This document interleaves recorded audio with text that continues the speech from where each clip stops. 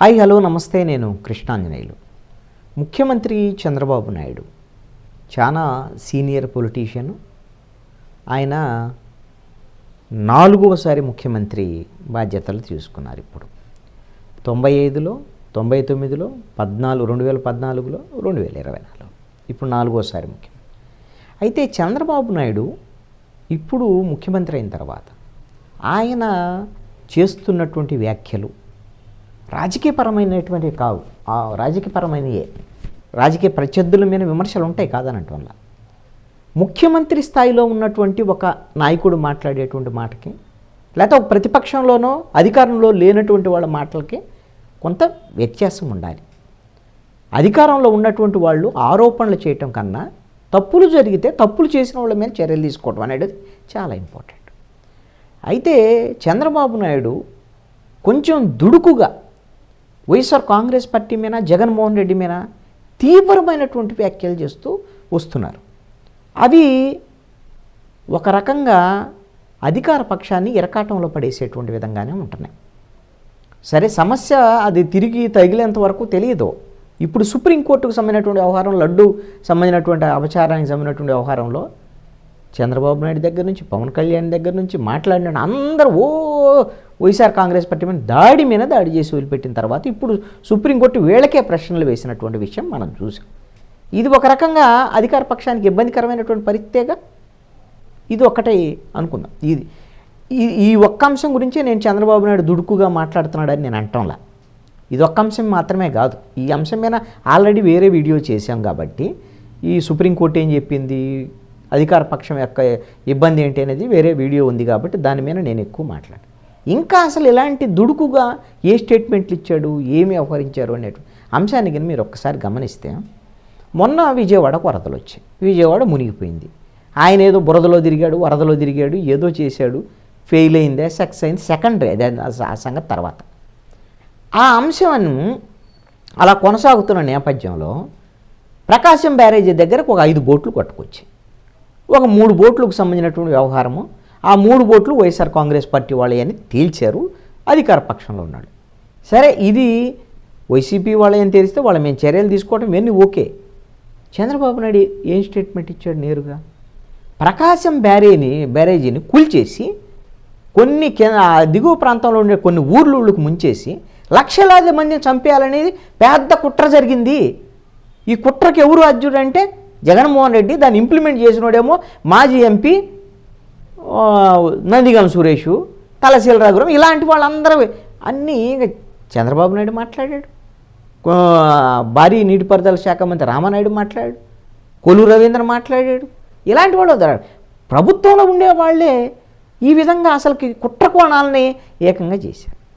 ఎందుకు ఇది దుడుకు స్వభావంతో ఇచ్చినటువంటి స్టేట్మెంట్ అంటున్నా అంటే, మొన్న కూడా ఈ స్టేట్మెంట్ ఇదే పదే మాట్లాడుతూనే ఉన్నాడు చంద్రబాబు నాయుడు. ఇటీవల జరిగినటువంటి ఒక ప్రెస్ మీట్లో కూడా మాట్లాడాడు, ఏదైతే వరద బాధితులకి సహకారం అందించేటువంటి క్రమంలో. ఒకవేళ అంత కుట్ర జరిగితే అది నేషనల్ డ్యామ్ సేఫ్టీ అథారిటీ 2021 ప్రకారంగా ఒక డ్యామును కూల్చేయటం అంటే దేశద్రోహ నేరం, పెద్ద తీవ్రమైన నేరం. మరి అలాంటప్పుడు అందుకు అనుగుణంగా ఈ ప్రభుత్వము వాళ్ళ మీద ఇద్దరిని అరెస్ట్ చేశారు కదా. ఆల్రెడీ అరెస్ట్ చేసిన వాళ్ళ మీద ఈ విధంగా కుట్ర కోణానికి సంబంధించినటువంటి కేసులు పెట్టారా? ఆ తర్వాత నందిగం సురేష్ను కూడా వేరే కేసులో పోలీస్ కస్టడీ తీసుకున్నారు కదా. మరి ఈ కేసులో అతన్ని నిందితుడిగా చేర్చారా? ఈ కుట్ర కోణానికి సంబంధించినటువంటి దర్యాప్తు జరుగుతుందా? కుట్ర కోణానికి సంబంధించినటువంటి వ్యవహారం ఏంది అది తెలుస్తారా? అది లేకుండా ఊరికే పదే మాట్లాడుకుంటూ పోతే రాజకీయం చేయటమే కదా. ఇది మీరు రాజకీయ నాయకుడిగా మాత్రమే లేరు, ఈరోజు ముఖ్యమంత్రిగా ఉన్నారు కదా చంద్రబాబు నాయుడు. ముఖ్యమంత్రిగా ఉండే ఆరోపణలకు పరిమితం అయితే దాన్ని ఎంత మేరకు సమంజసం అంటారు? అదేవిధంగా ఇంకొక కీలకమైనటువంటి ముంబై నటికి సంబంధించినటువంటి కేసు. ముంబై నటికి మీద అక్రమ కేసులు పెట్టారు, అన్యాయంగా ఆవిడ చేశారు, పోలీసులు ఉన్నారు దాంట్లో. ఇవన్నీ ఎవ్వరూ కాదనటువంటి విషయం. దానికి మీడియాలో చెలవుల పలవగా రోజు వార్తలు వస్తున్నాయి. ఎన్నో వైఎస్ఆర్ కాంగ్రెస్ పార్టీ తప్పు చేయలేదని ఎవ్వరు అంటారు. వైఎస్ఆర్ కాంగ్రెస్ పార్టీ ప్రభుత్వంలో ఒక మహిళను చేసి ఒక వ్యాపారవేత్త కోసం ఖచ్చితంగా పోలీస్ శాఖ, ప్రభుత్వం అందరూ తప్పు చేశారు. దాని మీద ఇప్పుడు మీకు ఆవిడ వచ్చి ఫిర్యాదు చేస్తాను. ఆవిడ రాకతలికే ఆల్రెడీ మీడియాలో మాట్లాడటం, ఆల్రెడీ తెలుగుదేశం వాళ్ళు మాట్లాడటం, చంద్రబాబు నాయుడు మాట్లాడటం అన్నీ జరిగాయి. జరిగిన తర్వాత ఆవిడ కంప్లైంట్ చేయడానికి ఆవిడ తీసుకొచ్చారు ఇక్కడికి. తెచ్చారు, ఆవిడ కంప్లైంట్ ఇచ్చింది, సార్ దర్యాప్తు జరుగుతుంది. దాని మీద కూడా ఇప్పుడు పదే పదే ఏం దర్యాప్తు జరుపుతున్నారో ఆ దర్యాప్తుకు సంబంధించినటువంటి వారు చట్టబద్ధంగా చర్యలు తీసుకోండి. ఐపీఎస్ ఆఫీసర్ని సస్పెండ్ చేశారు, వాళ్ళ మీద ఆల్రెడీ నిందితుల కింద కేసు పెట్టారు, వాళ్ళని విచారించండి, అరెస్ట్ చేయండి, ఏమైనా చర్యలు తీసుకోండి. ఇక అసలు ఐపీఎస్ ఆఫీసర్లందరూ ఇలానే చేశారు వైఎస్ఆర్ కాంగ్రెస్ పార్టీలో అనేటువంటి విధంగా అన్నీ ఇక సిలువలు పలవలు చేసి ఉన్నదానికి లేని దానికి మీ చర్యలు తీసుకోవడానికి వాళ్ళు తప్పు చేసిన దానికి ఎవ్వరు సమర్థించట్లేదు. ఎవరు సమర్థిస్తారు? ఎవరు సమర్థించరు అలాంటి పనుల్ని. మీ ప్రభుత్వ అధికారంలో ఉంది, చర్యలు తీసుకోండి కఠినంగా. ఊరికే మాటలకు పరిమితం చేసి ఎక్కువ ప్రచారం చేయటం వల్ల మీరు ఎంత మేరకు చర్యలు తీసుకోగలరో అంత మేరకు చట్టబద్ధంగా తీసుకోగలరు కదా. ఊరికే అతి ప్రచారం చేయటం వల్ల నష్టం జరిగేటువంటి అవకాశం. ఈ చంద్రబాబు నాయుడు దుడుకు స్వభావంతో చేసినటువంటి వ్యాఖ్యలు వైవి సుబ్బారెడ్డి ఆయన సతీమణి బైబుల్ పట్టుకుంటుంది, క్రిస్టియన్ అని.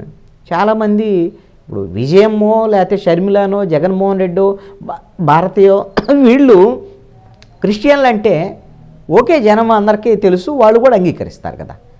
కానీ వైవి సుబ్బారెడ్డి సతీమణిని అలా అంటాం, వైవి సుబ్బారెడ్డిని క్రిస్టియన్ అంటాను జనం యాక్సెప్ట్ చేయలే. కరుణాకర్ రెడ్డి అసలు క్రిస్టియానిటీ వ్యవహారం ఎన్ని ప్రచారం చేయడం ద్వారా మతపరమైనటువంటి అంశాలు తీసుకురావడం ద్వారా దానివల్ల వచ్చే ప్రయోజనం ఏంది? తప్పు జరిగిందా లేదా అనేటువంటి అంశాన్ని మీరు తేల్చేటువంటి స్థానంలో ఉండి అది వదిలిపెట్టి వాళ్ళు క్రిస్టియన్లు కాబట్టే ఇది అపచారం చేశారనేటువంటి విధంగా మాట్లాడటం అని అంటే అసలు మీ ఉద్దేశమే మంచిది కాదు అనేటువంటిది వెళ్ళిపోయింది కదా. అదేవిధంగా చంద్రబాబు నాయుడు మాట్లాడాడు లడ్డూ ప్రసాదానికి సంబంధించినటువంటి అపచారం విషయంలో. ఏది ఎక్కడ? ఎన్డీఏకి సంబంధించినటువంటి ఎమ్మెల్యేల మీటింగ్లు. పోనీ ఆ రిపోర్టు ఎన్డీడీబీ రిపోర్టు ఈవో వాళ్ళందరూ మాట్లాడారు, అసలు అధికారికంగా టీటీడీ వాళ్ళు ఎవరో రిలీజ్ చేయాలి కదా.